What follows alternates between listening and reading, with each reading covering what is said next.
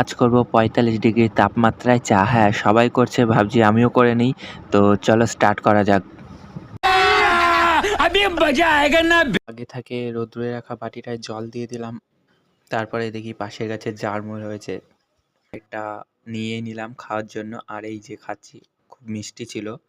তো তারপরে দেখি একটু জল গরম হয়ে গেছে, তাতে চিনি একটু চা হবে কিনা যায় না, বাট নতুন এক্সপেরিমেন্ট করতে খুব ভালো লাগে। তবে এক্সপেরিমেন্ট লাস্টে বোঝা যাবে যে এক্সপেরিমেন্টটা কেমন হলো। তারপরে এলাচ দিয়ে তারপরে আমি একটু নাড়াচাড়া করে দিয়ে দিলাম চা পাতা দিয়ে একটু নাড়িয়ে দেখছি যে কালার এসে।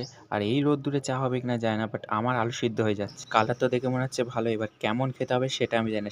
আর এই চাটা খাবো আমার একটা ভাইকে, সেই বলবে যে কেমন হয়েছে। তা চলো। কেমন হয়েছে?